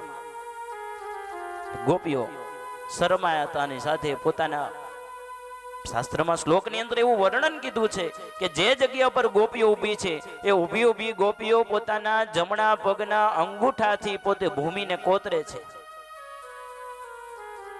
પોતાના હોઠ છે એ દાંતોની અંદર ભીડવા લાગી છે. અને આ દ્રશ્યને જોઈ અને કાનો કહે છે કઈ વાંધો નહીં ગોપીઓ, તમે આવ્યો છો તો આપણે રાસ લેશું. અને રાસની અંદર 5 સ્વરૂપો બતાવ્યા છે. એક રાસ એવો છે કે સ્વયં ભગવાન એક વચ્ચે ઊભા છે અને ફરતી કોર દરેક ગોપીઓ છે. બીજા રાસની અંદર ક્યાંક ક્યાંક કાન અને ક્યાંક ક્યાંક ગોપીઓ છે. ત્રીજા રાસની અંદર 2 ગોપીઓ વચ્ચે એક કાન છે. ચોથા રાસની અંદર 1 ગોપી અને 1 કાન છે. અને 5મા રાસની અંદર જેટલી ગોપીઓ છે એટલા કાન બની અને ભગવાન એની સાથે નૃત્ય કરે છે. આ ભાગવતજીની રાસ પંચાધ્યાય એ ભાગવતજીનું હૃદય બતાવ્યું છે. 5 જે રાસ લેવાય એ 5 રાસ શું છે તો કે આપણા જીવનની અંદર 5 કર્મેન્દ્રિયો છે. એ કર્મેન્દ્રિયોનું દમન કરી અને આપણા મનની સાથે ઇન્દ્રિયોને જોડવાની ક્રિયા એટલે કે રાસ પંચાધ્યાય છે. કે જે ઇન્દ્રિયો દ્વારા વિષય સુખ ભોગવવાનું નથી, ભગવત સુખ ભોગવવાની ક્રિયા એટલે કે એનું નામ રાસ પંચાધ્યાય છે. આ રાસ પંચાધ્યાયની અંદર દેવતાઓ પણ એની અંદર જોડાણા છે. ઘણા ઋષિઓ પણ ગોપી બનીને આવ્યા છે. ભગવાન શિવજી પણ પોતે કૈલાસની અંદર બેઠા બેઠા માં પાર્વતીજીને કહે છે હાલો ને રાસલીલાની અંદર આપણે પણ જઈએ. પાર્વતીજી કે શિવજી એમાં જેન્ટ્સને એલાઉડ નથી, ઓનલી ફોર ગોપી. તો ભગવાન કે કામ કરો ને મને ગોપીના કપડા પહેરાવી દો ને. અને શિવજીને માં સ્વયં પાર્વતી એવી તૈયાર કરે છે, માથે ચૂંદડી ઓઢાડે છે, સાડી પહેરાવે છે, બંગડીઓ ધારણ કરાવે છે. પરંતુ આ બધું તો કર્યો ને સાઈડમાંથી નાગદાદા આવ્યા તો કે આનો તો કે આને ઘડીક વાર અહીં રાખતા જવા પડે, આપણી હારે હાલે નહીં. અને શિવજી સ્વયં ગોપી બની અને રાસની અંદર પોતે વધારે છે. રાસની શરૂઆત થાય છે. જોત જોતાની અંદર પેલો રાસ રમાણો. પેલા રાસની અંદર બધી ગોપીઓની વચ્ચે મધ્યમાં ભગવાન સ્વયં કૃષ્ણ ભગવાન પોતે છે. અને કૃષ્ણ ભગવાન વચ્ચે છે. એમાં એક ગોપીના મનની અંદર એવો અભિમાન આવે છે કે ખરેખર કૃષ્ણ તો મારી સામે જ જોવે છે, ભલે વચ્ચે ઊભા, પરંતુ એ કૃષ્ણ મારી સામે જ જોવે છે, મને જ પ્રેમ કરે છે. જેવું આ ગોપીની અંદર અભિમાન આવ્યું અને એવા સમયની અંદર જે રાસ ચાલે છે એ રાસની અંદર એક ગોપી અને ભગવાન કૃષ્ણ બંને અદ્રશ્ય થઈ ગયા. બધાએ રાસ પૂરો થયો અને જોવે છે તો કે એક ગોપી નથી દેખાતી અને કૃષ્ણ ભગવાન નથી દેખાતા. દરેક ગોપીઓને શોધવા માટે જાય છે. જોવે છે કે અહીંયા 4 પગલા છે, 2 ગોપીના પગ છે ને 2 ઠાકોરજીના ચરણ છે. એ ચરણ જોતા જોતા જાય છે તો 4 ચરણની જગ્યાએ થોડાક આગળ ગયા ને તો 2 ચરણો દેખાવા લાગ્યા. અહીંથી ગોપી ક્યાં ગઈ હશે? ગોપીના તો પગ નથી, હવે ઠાકોરજીના ચરણ દેખાય છે. પણ ત્યાંથી ગોપીએ ભગવાન કૃષ્ણને એવું કીધું કે હવે હું થાકી ગઈ છું ભગવાન, હું આગળ નહીં આવી શકું. ભગવાન કે કામ કરો ગોપી, તમે મારા ખંભાની ઉપર બેસી જાઓ. અને ગોપીના કૃષ્ણ ભગવાનના ખંભા ઉપર ગોપી બેસે છે. વળી કૃષ્ણ ભગવાન પોતે ચાલ્યા જાય છે. હવે 2 પગ દેખાય છે, 2 પગના નિશાને ગોપીઓ ભગવાનને ગોપીને શોધવા માટે જાય. જોત જોતાની અંદર જોયું તો આગળ જતા એક વૃક્ષ છે. ભગવાન કાનાએ કીધું કે ગોપી હવે હું ઘડીક વાર થાકી ગયો છું, એક કામ કરીને થોડીક વાર ડાળીને પકડી રાખ, ત્યાં સુધી હું થોડોક વિસામો ખાઈ લો. અને જેવું ગોપીએ ડાળીને પકડ્યું ત્યાં ભગવાન કૃષ્ણ અંતર ધ્યાન થઈ ગયા. અહીં દરેક ગોપીઓ જોતા જોતાની અંદર આવે છે તો અહીંયા જે ગોપી અદ્રશ્ય થઈ હતી એ ગોપી તો જોવા મળી. ગોપીને નીચે ઉતારી અને કહ્યું ક્યાં કૃષ્ણ? તો કે એ તો આપણા બધાની વચ્ચેથી અંતર ધ્યાન થયા છે. દરેક ગોપીઓ દુઃખી થઈ. હવે શું થશે? જ્યાં પાછા રાસ લેતા ત્યાં દરેક ગોપીઓ આવી અને 2 હાથ જોડી અને ભગવાન કૃષ્ણની સ્તુતિ પ્રાર્થના કરે છે. એ ગીત ગાયું એને ભાગવતજીની અંદર ગોપી ગીત કહે છે. આવો પેલા શ્લોકનું આપણે દર્શન કરીએ, એનું શ્રવણ કરીએ, જેનાથી આપણે પણ પવિત્ર બનીએ છીએ. એ ગોપી ગીતની અંદર દરેક ગોપીઓના આંખની અંદર અશ્રુ છે અને હૃદયના નાદ દ્વારા ભગવાનને પ્રાર્થના કરે છે કે હે ભગવાન, તમે સ્વયં અમારી સાથે હોવા છતાં પણ અમારી અંદર અભિમાન આવ્યું એટલે ભગવાન તમે દૂર થયા. હવે અમે અમારા જીવનમાં ક્યારેય પણ અભિમાન નહીં કરીએ. અને દુઃખી હૃદયે ગોપીઓ ગીત ગાય છે. પહેલો જકાર શબ્દ આવે છે અને કહે છે ગોપ્યૌચુ જયદિતે દિકમ જન્મના વ્રજ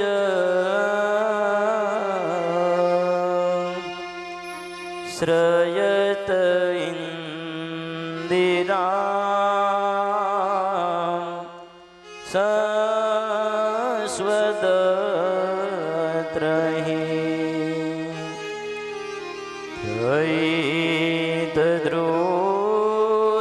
દ્રશ્યતામ દીક્ષુતાવકામ સ્ત્વયી ધૃતાસ્તવ ત્વાં વિચિન્વતે ત્વયી ધૃતાસ્તવ ત્વાં વિચિન્વતે.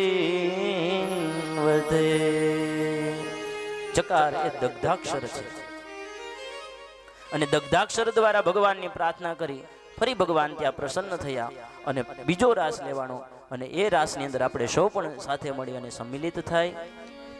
એ પૂર્વે જે કાંઈ સૂચનાઓ છે સૂચનાઓને સાંભળી અને પછી આ રાસ આ ભાગવતજીની અંદર રોજ તો તમને રાસ લેવડાવીએ છીએ, પરંતુ એમાંય આજનો જે રાસ છે એ ખૂબ મહત્વનો છે. બની શકે એમાં બધા જ વ્યક્તિએ હારે ઉપસ્થિત એમાં જોડાવાનું છે. કારણ કે આ રાસ એ એકબીજાની પરિવારજનોના સભ્યની સાથે આપણે નથી રહેતા, પણ સ્વયં ભગવાન શ્રી હરિની સાથે આપણે રાસ લઈએ છીએ. આવો આની અંદર વિશુદ્ધ ભાવ છે. એ પૂર્વે જે કાંઈ સન્માન છે અથવા જે કોઈ મહેમાનો પધાર્યા છે એની જે કાંઈ યાદી છે એ સાંભળી અને પછી રાસ પંચાધ્યાયની અંદર આપણે સૌ પ્રવેશ કરીએ. હરિઓમ. ખૂબ સરસ ભગવાનના ચરિત્રોનું વર્ણન સાથે રાસ પંચાધ્યાયની કથા ચાલી રહી છે. ત્યાર પછી આપણે ભગવાનના લગ્નોત્સવની કથા તરફ જવું છે. આમ જોવા જાય તો કાલે આપણી કથાનો પૂર્ણાહુતિનો દિવસ છે અને તમારા બધા માટે ગરબા રમવાનો છેલ્લો દિવસ છે. કાલે કોઈને ગરબા રમાડવાના નથી અને 6 દિવસ સુધી તમને કોઈને ફોર્સ પણ નથી કર્યો. પણ આજે ગરબા જે રમવાના છે ને એ પ્રભુ રૂપી એક ભક્તિ છે. જેવી રીતે ગોપીઓએ ભાવ કરી ભગવાન સાથે ગરબા રમ્યા હતા, એમ આપણે સવે પણ સાથે મળી ભલે તમને જેવું આવડે તેવું 1 રાઉન્ડ 2 રાઉન્ડ જે મજા આવે તે, પણ અત્યાર સુધી નથી કીધું, પણ અત્યારે તમારા બધા માટે ફરજિયાત છે. ખુરશીની બેઠકની વ્યવસ્થા કદાચ વિખાય તો ચિંતા નથી કરવાની, પણ બની શકે તો બધાએ રાસ લેવાનો છે. બાકી આપની ઈચ્છા. બરાબર ને? તૈયાર છો બધા? હા પાડો ને. સરસ. એ પહેલા 2-5 અતિથિ વિશેષ પધાર્યા છે, તેમનું સન્માન લઈ અને આપણે રાસ ગરબા તરફ જવું છે. તો પ્રથમ અમારે ભૂદેવશ્રી વક્તાશ્રીના પરમ સ્નેહી મિત્ર અને વડીલ એવા નરેન્દ્રભાઈ ત્રિવેદી અને અશોકભાઈ જોશી પધારેલા છે. તો તે અહીંયા પધારે, વ્યાસપીઠ પરથી વક્તાશ્રી દ્વારા જે કાંઈ સન્માન છે તેનો સ્વીકાર કરે. તેમની સાથે વક્તાશ્રીના યજમાન શ્રી એવા અનિલભાઈ પટેલ અને ઇન્દુબેન પટેલ તેઓ પધારેલા છે, તે પણ અહીંયા પધારે અને સન્માન સ્વીકાર કરે. પધારો નરેન્દ્રભાઈ ત્રિવેદી, અશોકભાઈ જોશી, સાથે વક્તાશ્રીના યજમાન શ્રી અનિલભાઈ પટેલ, ઇન્દુબેન પટેલ, આપ પણ પધારો.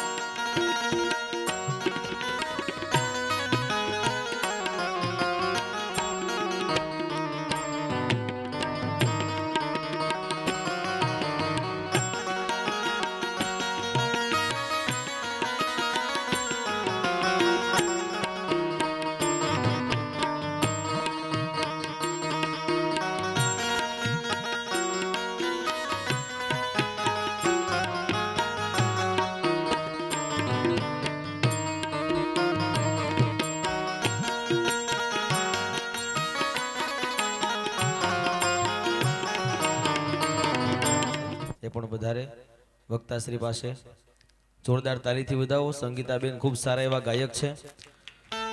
લોકગીત, રાસ ગરબા, લગ્ન ગીતની અંદર જેવું આગવું એવું નામ છે, સંગીતાબેનને જોરદાર તાલીથી વધાવો.